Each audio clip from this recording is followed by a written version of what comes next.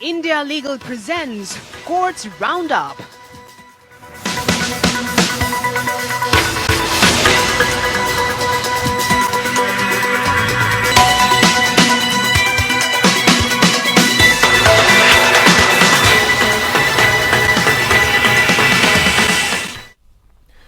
नमस्कार, मैं हूं आपके साथ रविंद्र सिंह। कोर्ट राउंडअप में आपका स्वागत है। इस बुलेटिन में अगले आधे घंटे में हम आपको कोर्ट से जुड़ी तमाम छोटी बड़ी खबरों से रूबरू करवाएंगे। कोर्ट की कार्रवाई और सुप्रीम कोर्ट से लेकर हाई कोर्ट और लोअर कोर्ट्स तक के फैसलों को आपके सामने रखेंगे। आगे बढ़ने से पहले एक नजर डालते हैं सुर्खियों पर। मोटर वाहन दुर्घटना पर सुप्रीम कोर्ट ने दिए अहम दिशा निर्देश। प्रथम दुर्घटना रिपोर्ट 48 घंटे के भीतर दावा ट्रिब्यूनल को देनी होगी। जांच की जानकारी बीमा कंपनियों और अन्य हितधारकों को देनी होगी। प्रोन्नत नहीं किए गए सीआईएसएफ निरीक्षकों की याचिका पर जवाब नहीं देने पर दिल्ली हाईकोर्ट ने लगाया जुर्माना। गृह और कार्मिक मंत्रालयों को 10,000 देने का निर्देश।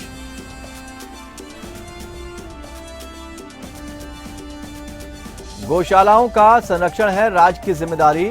गौशालाओं को पर्याप्त धन उपलब्ध कराने का निर्देश देते हुए तेलंगाना हाईकोर्ट ने सुनाया फैसला।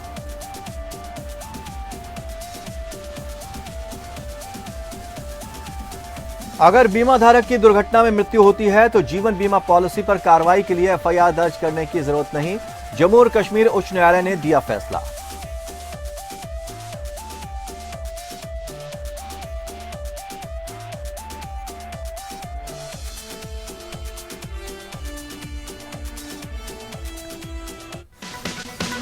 India Legal presents Courts Roundup.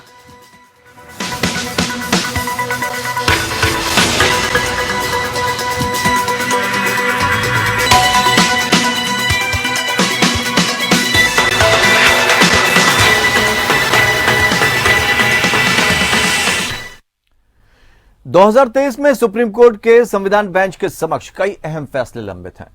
इन पर सुनवाई होनी है। इनमें जम्मू कश्मीर पर सीमन, नोटबंदी, हिजाब मसला, चुनाव आयुक्त की नियुक्ति प्रक्रिया जैसे मामले हैं।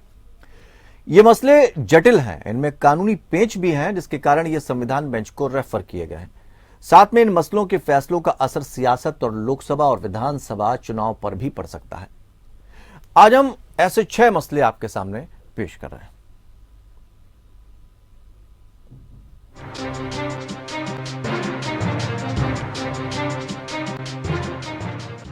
संविधान पीठ में कई अहम मामले लंबित हैं, जो साल 2023 में देश की राजनीति को प्रभावित कर सकते हैं। इनमें से कई राज्य विधानसभा चुनावों पर भी सुप्रीम कोर्ट के फैसले का असर पड़ना तय है। ऐसे 6 फैसलों पर आइए नजर डालते हैं। जम्मू कश्मीर परिसीमन पर फैसला। जम्मू कश्मीर परिसीमन को चुनौती देने वाली याचिकाओं पर सुप्रीम कोर्ट में फैसला लंबित है। 2 याचिकाओं में परिसीमन को गलत बताया गया है। हालांकि केंद्र, जम्मू कश्मीर प्रशासन और चुनाव आयोग अपने कदम को सही मानता है, लेकिन गेंद फिलहाल सुप्रीम कोर्ट के पाले में है। कोर्ट ने इस पर 1 दिसंबर को फैसला सुरक्षित रख लिया था। अब नए साल में कभी भी फैसला आ सकता है। इसका असर जम्मू कश्मीर सहित 2024 लोकसभा चुनाव पर भी पड़ना तय माना जा रहा है। हिजाब मामले पर सुप्रीम कोर्ट देगा अहम फैसला।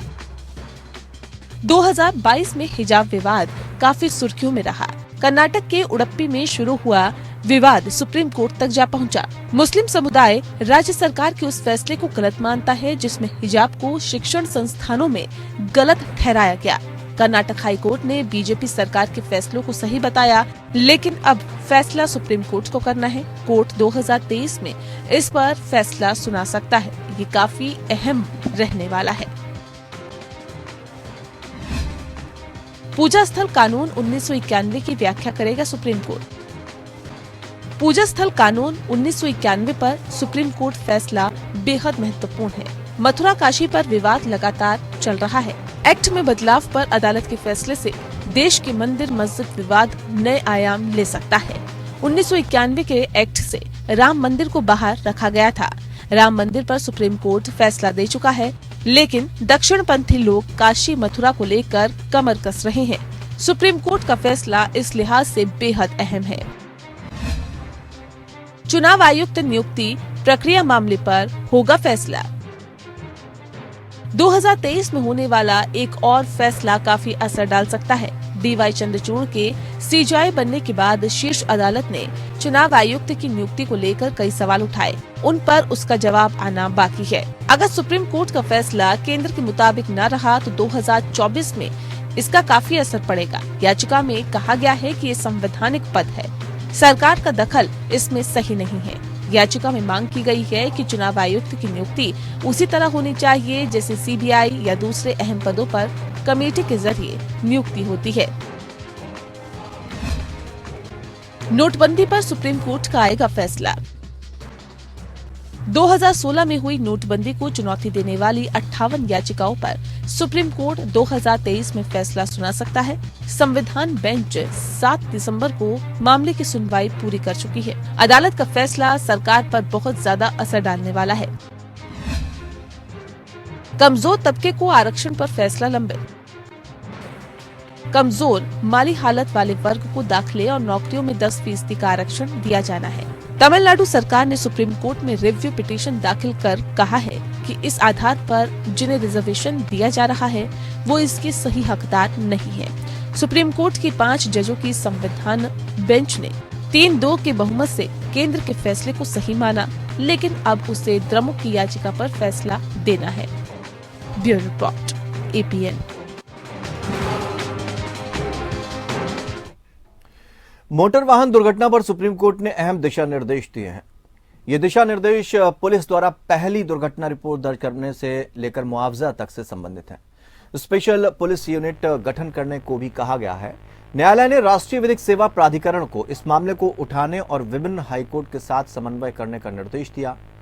दावा ट्रिब्यूनल के पीठासीन अधिकारियों, वरिष्ठ पुलिस अधिकारियों और बीमा कंपनियों को संवेदनशील बनाने के लिए राज्य न्यायिक अकादमियों को भी निर्देश दिए गए। अंत में इस न्यायालय ने भारत भर में दावा ट्रिब्यूनल को मोटर दुर्घटना दावा वार्षिक जमा योजना को लागू करने का निर्देश भी दिया।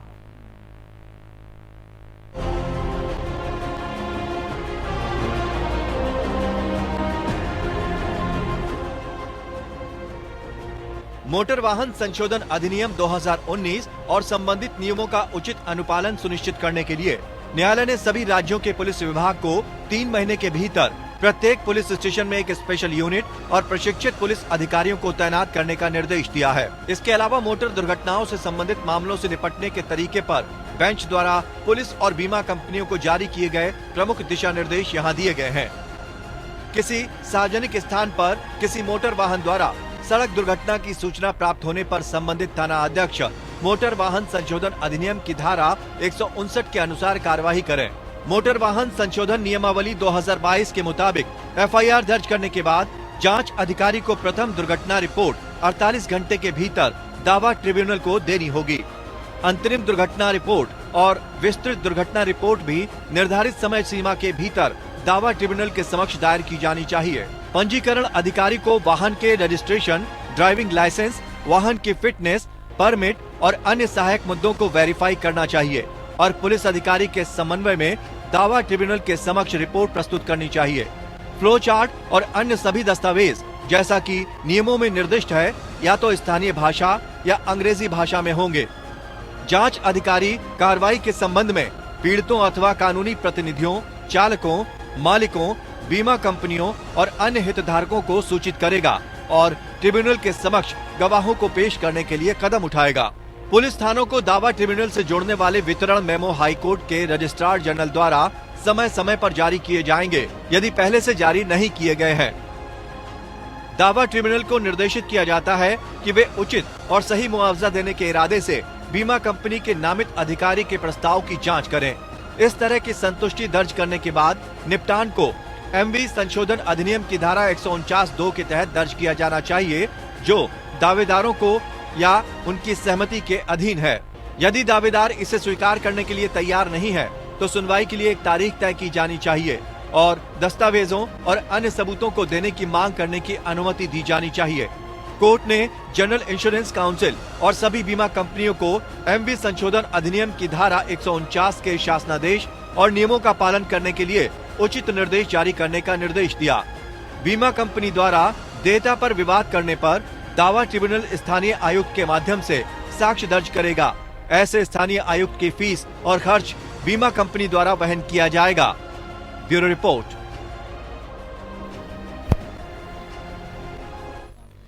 दिल्ली हाईकोर्ट ने 19 साल से प्रोन्नत नहीं किए गए 500 से अधिक सीआईएसएफ निरीक्षकों की याचिका का जवाब न देने के मामले में केंद्रीय गृह मंत्रालय, कार्मिक मंत्रालयों और अन्य पर 10,000 रुपए का जुर्माना लगाया है।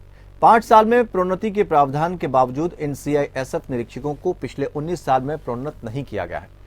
जस्टिस सुरेश कुमार कैत और जस्टिस नीना बंसल कृष्णा की पीठ ने 21 दिसंबर को आदेश जारी कर संबंधित लोगों को दिल्ली हाईकोर्ट विधिक सेवा समिति में 10,000 रुपए जुर्माने के तौर पर करने पर जवाब दाखिल करने के लिए 4 हफ्ते का अतिरिक्त समय दिया था। इस मामले के जवाबदाताओं में केंद्रीय गृह मंत्रालय, जिसके अंतर्गत सीआईएसएफ काम करता है, सीआईएसएफ महानिदेशक, यूपीएससी के अध्यक्ष और कार्मिक मंत्रालय शामिल हैं। हाईकोर्ट इस मामले में अब 3 फरवरी को सुनवाई करेगा। सीआईएसएफ के 540 से अधिक निरीक्षकों ने इस साल की शुरुआत में अदालत के समक्ष एक रिट दायर की थी, जिसमें उन्होंने आरोप लगाया था कि उन्हें 34 साल से अधिक की सेवा में केवल एक पदोन्नति सब इंस्पेक्टर से इंस्पेक्टर तक मिली। उनका आरोप है कि अब सहायक कमांडेंट की रैंक पर अगली पदोन्नति के लिए भविष्य में उनके पास कोई संभावना नहीं है। मध्य प्रदेश हाईकोर्ट की इंदौर खंडपीठ ने जबरन वसूली और आपराधिक विश्वासघात मामले में एक पुजारी की पत्नी को अग्रिम जमानत देने से इनकार कर दिया। जस्टिस अनिल वर्मा ने अग्रिम जमानत याचिका खारिज करते हुए कहा कि धर्म के नाम पर लोगों से पैसे लूटे जा रहे हैं। प्रार्थी लवीना पर इंदौर जिले के हीरानगर थाने में दर्ज मामले में अपराध का आरोप लगाया गया है। अभियोजन पक्ष के अनुसार शिकायतकर्ता ने अपने गहने सुरक्षित तरीके से रखने के लिए आवेदक के पति को सौंपे थे, जो एक पुजारी हैं। हालांकि उसने आवेदक के साथ एक समझौते के आधार पर मुथूट फाइनेंस कॉर्प और रिद्धि सिद्धि ज्वेलर्स में कुछ गहने गिरवी रख दिए, लेकिन उसके बाद उसने ना तो पैसे और ना ही गहने लौटाए। इस प्रकार आवेदक और सह आरोपी के खिलाफ मामला दर्ज किया गया था। पक्षकारों के प्रस्तुतिकरण और रिकॉर्ड पर मौजूद दस्तावेजों की जांच करने पर अदालत ने आवेदक द्वारा दिए गए तर्कों में कोई दम नहीं पाया। कोर्ट ने कहा कि उसने अपने पति के साथ मिलकर अपने पद का दुरुपयोग किया और शिकायतकर्ता के साथ विश्वासघात किया। कोर्ट ने कहा, मामले के सभी तथ्यों और परिस्थितियों को ध्यान में रखते हुए दोनों पक्षों द्वारा दिए गए तर्क से पता चलता है कि वर्तमान आवेदक एक गुरु माता और उनके पति एक धार्मिक पुजारी होने के नाते अपने पद का दुरुपयोग करते हैं और शिकायतकर्ता के सोने और चांदी के गहने और नकद राशि हड़प कर उनके साथ विश्वासघात करते हैं। अभियोजन पक्ष के अनुसार शिकायतकर्ता ने अपने गहने सुरक्षित तरीके से रखने के लिए आवेदक के पति को सौंपे थे, जो एक पुजारी हैं।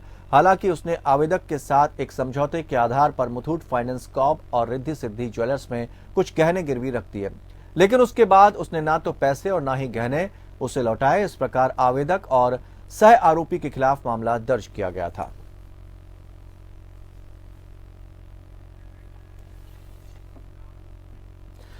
तेलंगाना हाईकोर्ट ने राज्य सरकार से राज्य पशु कल्याण बोर्ड के माध्यम से गौशालाओं को पर्याप्त धन उपलब्ध कराने के लिए कहा।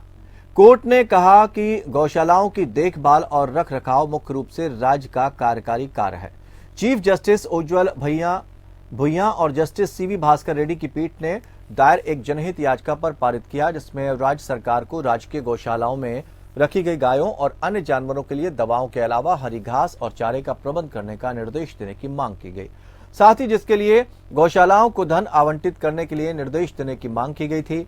मामले में जवाबी हलफनामा दायर करते हुए राज्य सरकार ने अदालत को सूचित किया कि तेलंगाना राज्य में लगभग 136 गौशाला हैं, जिनमें 38,229 मवेशी हैं। जहां तक हैदराबाद शहर का संबंध है, वहां लगभग 40 गौशालाएं हैं, जिनमें लगभग 25,000 मवेशी रखे गए हैं। हाईकोर्ट को यह भी अवगत कराया गया कि तेलंगाना राज्य गाय वध और पशु संरक्षण अधिनियम 1977 के तेलंगाना निषेध अधिनियम के प्रावधानों का ईमानदारी से पालन कर रहा है और राज्य सरकार का पशुपालन विभाग पशुओं को आवश्यक सेवाएं प्रदान कर रहा है। राज्य सरकार द्वारा किए गए प्रस्तुतिकरण और भारत के संविधान के अनुच्छेद 48 के जनादेश को ध्यान में रखते हुए न्यायालय ने जोर देकर कहा कि गायों और बछड़ों का संरक्षण करना राज्य का कर्तव्य है, जो आमतौर पर गौशालाओं में रखे जाते हैं। न्यायालय ने यह भी कहा कि तेलंगाना सरकार ने 30 अप्रैल 2019 से 3 साल की अवधि के लिए तेलंगाना राज्य पशु कल्याण बोर्ड का गठन किया था, ताकि राज्य में गौशालाओं और अन्य पशु आश्रयों की मदद की जा सके।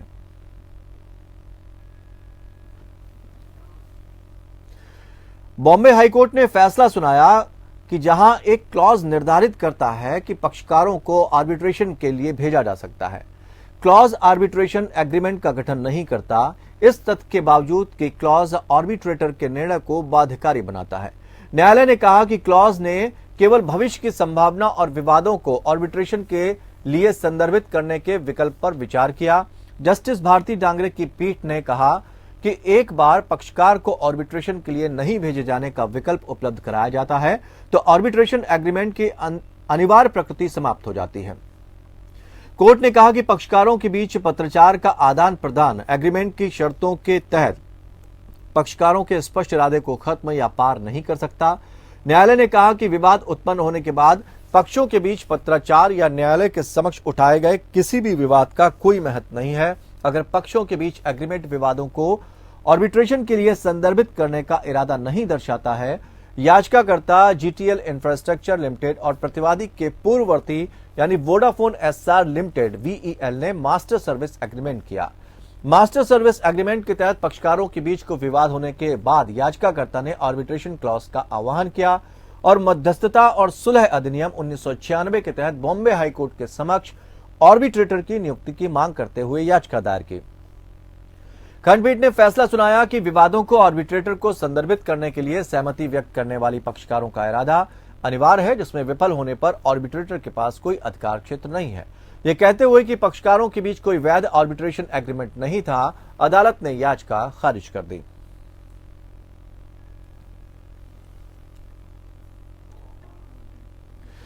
जम्मू और कश्मीर और लद्दाख के उच्च न्यायालय ने हाल ही में माना कि दुर्घटना के कारण मृत्यु के संबंध में एफआईआर का पंजीकरण जीवन बीमा की नीति के तहत मामले को संशोधित करने के लिए आवश्यक नहीं है, खासकर तब जब अन्य सबूत हों। बहुतायत ये प्रदर्शित करने के लिए कि दुर्घटना में मृतक बीमित व्यक्ति की मृत्यु हो गई थी। जस्टिस संजीव कुमार और मोक्ष खजूरिया काजमी की पीठ ने जम्मू कश्मीर राज्य उपभोक्ता शिकायत निवारण आयोग श्रीनगर के आदेश के खिलाफ भारतीय जीवन बीमा निगम द्वारा दायर एक अपील को खारिज कर दिया, जिसमें आयोग ने उत्तरदाताओं की शिकायत को स्वीकार किया था और उत्तरदाताओं के पक्ष में 9% ब्याज और 25,000 के मुकदमेबाजी खर्च के साथ 6 लाख की राशि प्रदान की गई। एलआईसी द्वारा उपभोक्ता फोरम के आदेश के खिलाफ इस आधार पर अपील दायर की गई थी कि प्रतिवादियों द्वारा प्रस्तुत किया गया दावा मामले में पंजीकृत प्राथमिकी यदि कोई हो उसकी प्रति के बिना था। बीमित मृतक के बीमित राशि के रूप में 3 लाख के साथ एक जीवन बीमा पॉलिसी प्राप्त की गई थी। एलआईसी द्वारा 28 मार्च 2006 को उत्तरदाताओं के पिता के पक्ष में पॉलिसी जारी की गई थी और इसमें डबल दुर्घटना लाभ कवर का एक खंड शामिल था, जिसमें यह प्रावधान था कि यदि पॉलिसी की अवधि के दौरान किसी दुर्घटना में बीमा धारक की मृत्यु हो जाती है तो बीमाकर्ता बीमित राशि का दोगुना भुगतान करने के लिए उत्तरदायी होगा।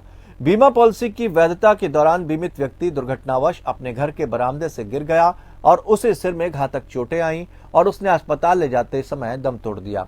उच्च न्यायालय ने कहा कि आयोग ने सही कहा है कि ऐसी प्रकृति के मामले में जहां बीमा धारक की मृत्यु गिरने से लगी चोटों के कारण हुई है, प्राथमिकी दर्ज करने की आवश्यकता नहीं हो सकती।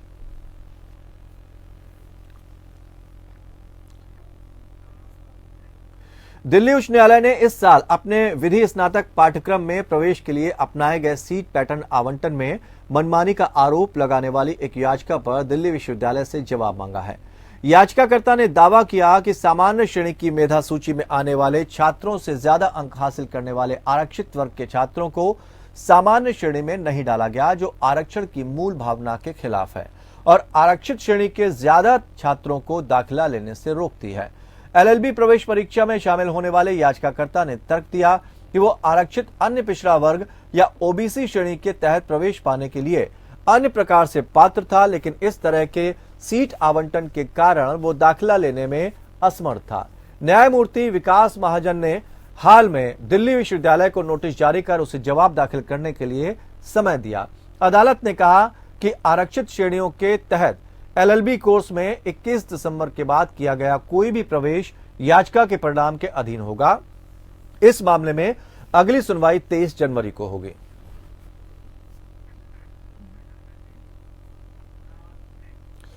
तो कोर्ट्स राउंडअप में फिलहाल इतना ही, लेकिन खबरों का सफर लगातार जारी रहेगा। जुड़े रहिए हमारे साथ।